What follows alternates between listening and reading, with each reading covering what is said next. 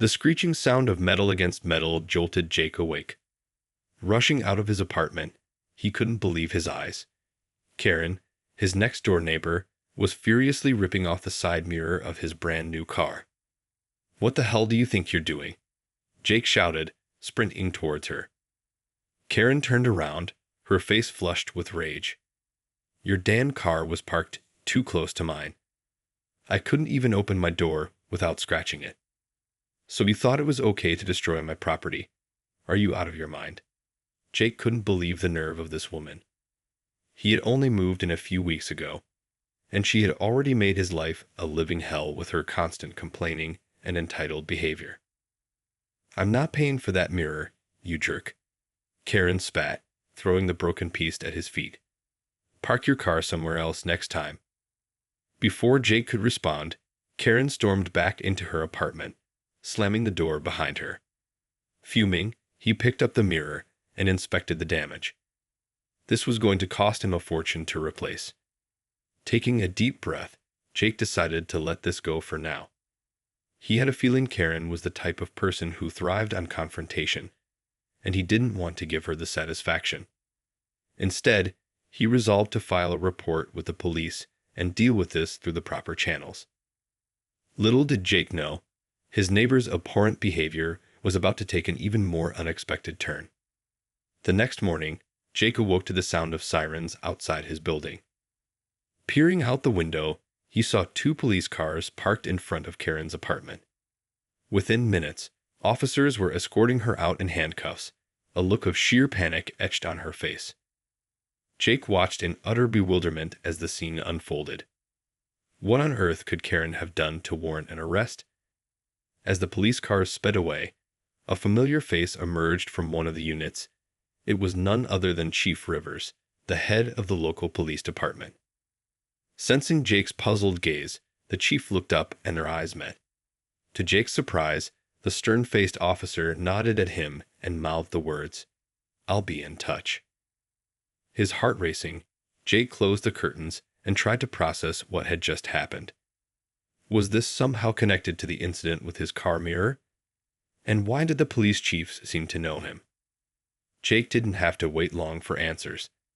Later that day, his phone rang, and the gruff voice on the other end sent a chill down his spine.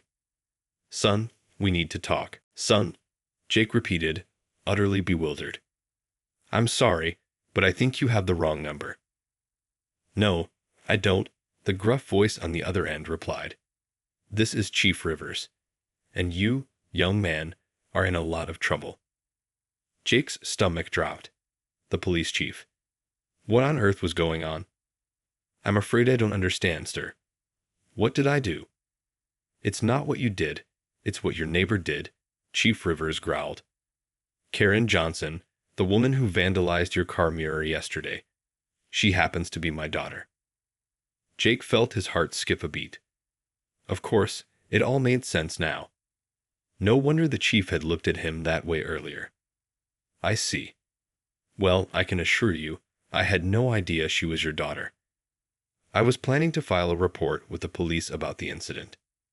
"That won't be necessary," the chief interrupted. "I'd already taken care of it. Karen is being charged with destruction of property and will be making restitution for the damage she caused." Jake let out a sigh of relief. At least that was one problem solved. "I appreciate you handling this, Chief. I honestly just want to get this whole thing resolved amicably." "Well, that's where things get a bit more complicated," the chief said, his voice lowering. "You see, my daughter has a history of this kind of behavior. Entitlement, aggression, the whole 9 yards. And quite frankly, I'm at my wit's end trying to rein her in." Jake felt a sense of dread creep up his spine. "What are you saying, sir?" "I'm saying that I think you and I need to have a little chat," the chief replied. "In person, if you don't mind. I'd like to understand a bit more about you and your situation here. Maybe we can come to an understanding." Jake swallowed hard. The way the chief said understanding sent shivers down his spine. "Of course, Chief. When and where would you like to meet?" How about we grab a coffee tomorrow morning? Say, 8 a.m. at the diner down the street, the chief suggested, his tone leaving no room for negotiation. Yes, sir. I'll be there, Jake replied, his voice barely above a whisper. Excellent. I'll see you then, son, the chief said, before abruptly ending the call. Jake stared at his phone, his mind racing. What on earth had he gotten himself into? And more importantly, what was the police chief planning to do to him? The next morning, Jake arrived at the diner feeling anxious and apprehensive. He had barely slept a wink, his mind consumed with worries about what the police chief might have in store for him.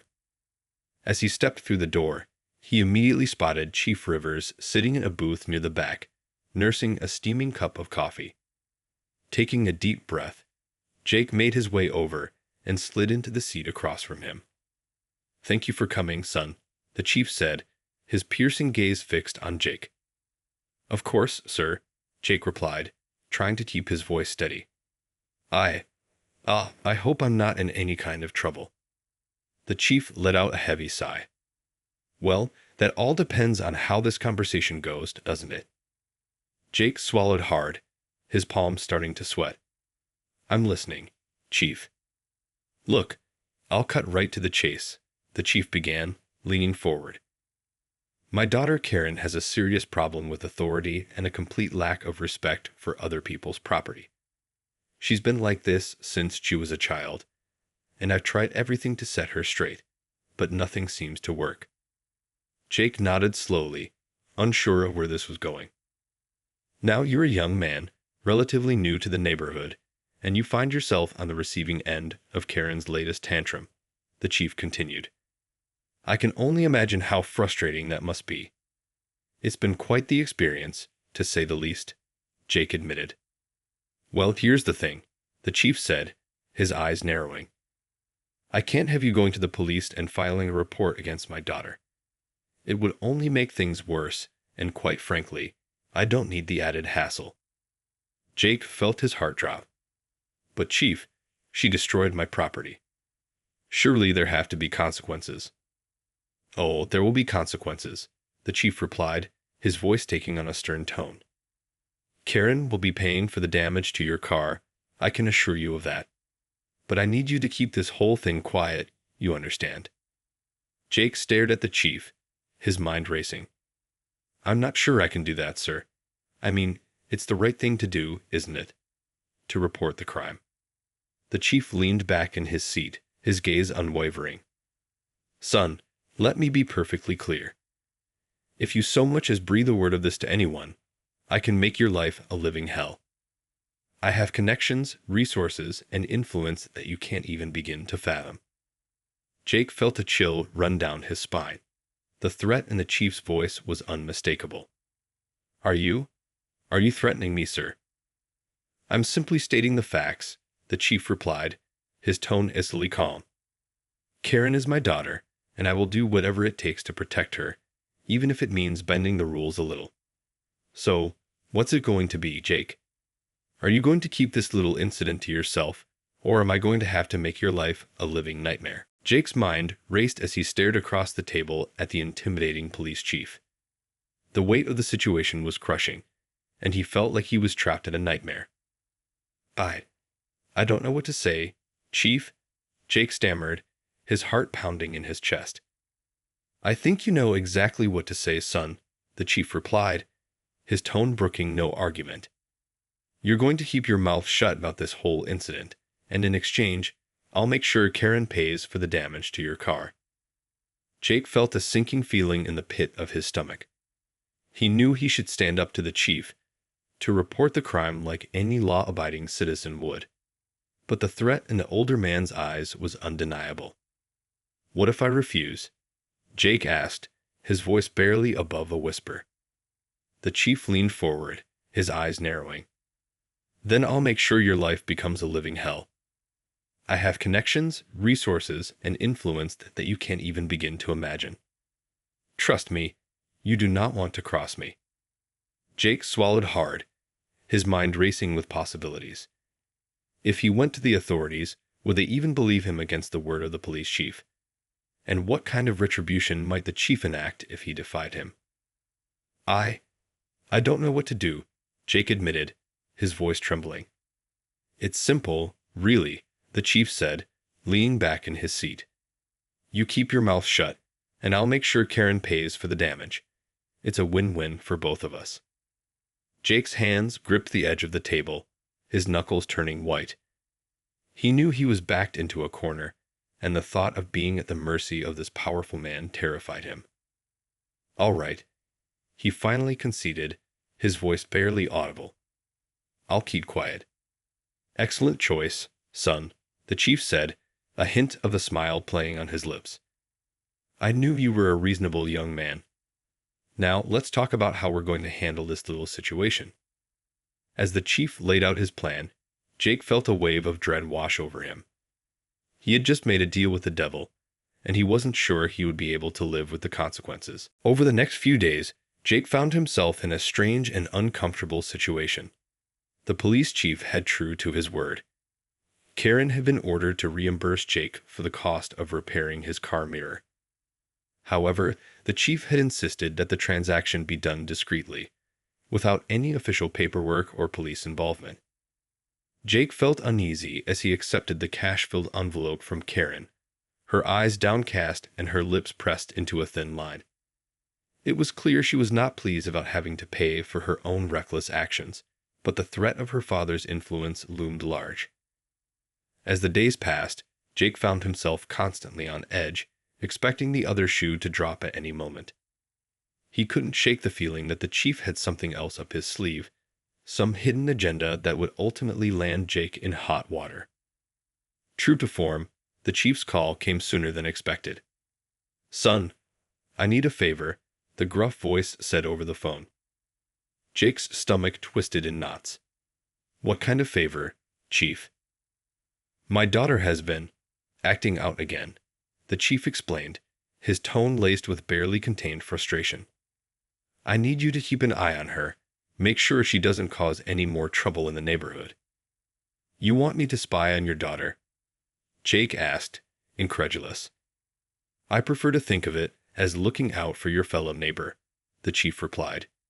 You scratch my back, I scratch yours. Capis?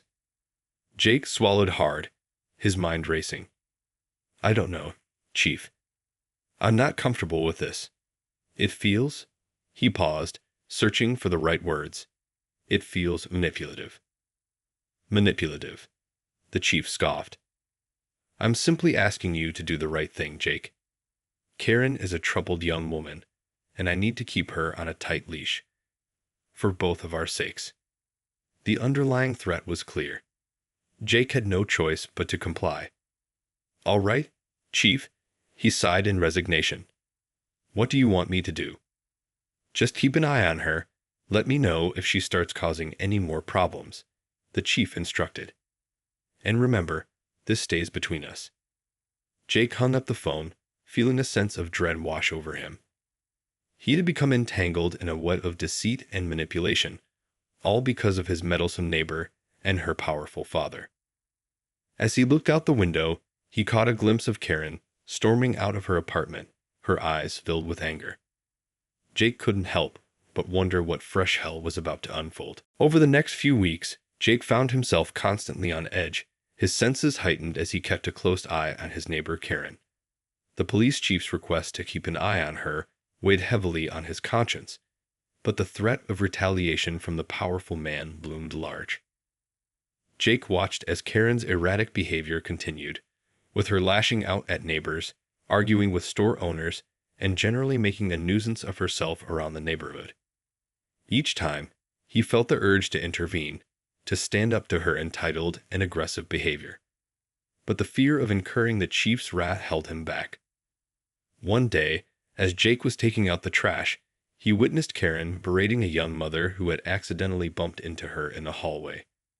The woman was in tears, frantically apologizing, but Karen showed no mercy, her voice rising to a shrill scream. Jake hesitated, his fingers gripping the trash bag tightly. He knew he should step in, defend the helpless woman, but the chief's warning echoed in his mind. Reluctantly, he turned away, unable to face the guilt that threatened to consume him.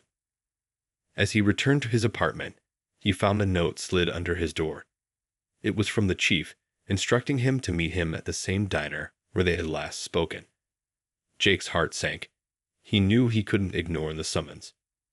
When he arrived at the diner, the chief was already waiting for him, a grim expression on his face. "I heard about the incident in the hallway," the chief said, his voice low and menacing. "Karen told me all about it." Jake swallowed hard, the weight of his inaction pressing down on him. I didn't know what to do, Chief. I didn't want to cause any trouble." "Trouble?" The chief scoffed. "Son, you had a chance to step in and put Karen in her place, and you did nothing. That's not the kind of behavior I expect from you." "I'm sorry, sir," Jake mumbled, his eyes downcast. "I was afraid of what you might do if I got involved." The chief leaned back in his seat, his expression unreadable. "You know, Jake, I've been thinking a lot about our little arrangement, and I've come to the conclusion that it's not working for me anymore." Jake felt his heart skip a beat. "What do you mean?" "I mean that I'm done playing nice," the chief growled. "From now on, you're going to do exactly as I say, or else you'll find yourself in a world of trouble." Jake stared at the chief, his mouth dry. "I don't understand. I thought we had an understanding that you were going to leave me alone if I kept quiet." "That was before you showed yourself to be a weak-willed coward," the chief spat. "Now you're going to start doing my dirty work, or I'll make sure your life becomes a living hell." Jake felt a sense of panic rising in his chest. "I can't do that, Chief. I won't be your lackey." The chief's eyes narrowed, and a sinister smile crept across his face. "Oh, I think you will. Because if you don't, I'll make sure you lose everything. Your job, your home, even your freedom. I have the power to destroy you, Jake. All you have to do is say the word." Jake sat in stunned silence, his mind racing with a mix of fear and disbelief. The police chief, a man he had once respected, was now openly threatening him, demanding that he become an accomplice to his twisted schemes. I can't do that, Chief," Jake stammered, his voice trembling. "I won't be a part of your corruption." The chief's lips curled into a menacing smile. "Oh, I think you will, son. Because if you don't, I'll make sure your life becomes a living hell." Jake felt a chill run down his spine. The chief's words were laced with a chilling certainty, and Jake knew he was in over his head. "What exactly do you want me to do?" he asked, resigned to the fact that he had no choice but to comply. "Simple," the chief replied, leaning back in his seat. "I need you to plant some evidence in a certain someone's apartment. Someone who's been causing me a lot of trouble lately." Jake's stomach lurched. "You want me to frame someone? Chief, that's illegal." "Tisk, tisk, tisk," the chief tutted, wagging his finger. "You forget. I'm the one with the badge and the gun. What I say goes, and if you don't want to end up behind bars, you'll do as I say." Jake's mind raced, desperately searching for a way out of this nightmare. But the chief's gaze was unwavering, his grip on the situation ironclad. "All right," Jake conceded, his voice barely above a whisper. "What do you need me to do?" The chief's face split into a victorious grin. "That's a good boy. Now, listen closely." As the chief laid out his twisted plan, Jake felt his stomach churn. He was being forced to betray his own moral compass, all because of a neighbor's reckless actions and the chief's abuse of power. But with the threat of losing everything hanging over his head, Jake knew he had no choice but to comply. He steeled himself, knowing that the consequences of his actions could be dire, but the alternative was unthinkable. As he left the diner, Jake couldn't help but wonder how he had gotten himself into this mess. He had always prided himself on being an upstanding citizen, but now he was about to become an accomplice to a crime. The weight of it all was almost too much to bear. The following day, Jake found himself standing outside Karen's apartment, his heart pounding in his chest. The chief had been adamant about the plan, leaving no room for negotiation. Jake knew He had to go through with it, even though the very thought made him sick to his stomach. As he slipped the incriminating item into Karen's closet, he felt a wave of guilt wash over him. He was betraying his own principles, becoming an unwilling accomplice in the chief's twisted game of power and control. Just as he was about to leave, the sound of the apartment door opening made him freeze. Karen stood there, her eyes narrowed in suspicion. "What the hell are you doing in my apartment?" she demanded, her voice laced with hostility. Jake's mind raced, desperately searching for a plausible excuse. I was just checking on something. There was a strange noise, and I wanted to make sure everything was okay." Karen's eyes narrowed further, and Jake knew she didn't believe him.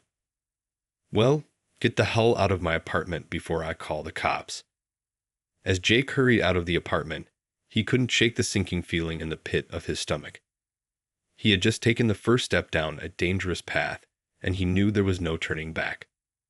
The next day, the police arrived at Karen's door, and the chief was right there, overseeing the entire operation. As they searched her apartment and discovered the incriminating item, Karen's eyes widened in shock and horror. "What? No, this is a setup. I didn't do anything," she cried, but her pleas fell on deaf ears. Jake watched the entire scene unfold, his heart racing. He knew that he was the one who had planted the evidence, but the chief's threat loomed large in his mind. He couldn't risk everything he had worked for, not with the chief's connections and influence. As Karen was led away in handcuffs, Jake felt a mixture of relief and guilt. He had saved himself, but at what cost? The chief had manipulated him, turned him into an accomplice, and Jake knew that he would never be able to undo what he had done. As the police cars drove away, the chief approached Jake, a satisfied smirk on his face. "Well done, son," he said, clapping Jake on the back. "I knew I could count on you." Jake swallowed hard, unable to meet the chief's gaze. "What happens now?" "Now," the chief chuckled. "Now you can go back to your life, knowing that you've saved yourself from a world of trouble. As for Karen, well, let's just say she's got a long road ahead of her." Jake felt a chill run down his spine. He had sold his soul to the devil, and he knew that the consequences of his actions would haunt him for the rest of his life. As he watched the chief walk away, Jake couldn't help but wonder if he had made the right choice. But with the threat of the chief's wrath still looming over him, he knew that there was no going back. He had become a pawn in the chief's game, and he had no choice but to live with the weight of his betrayal.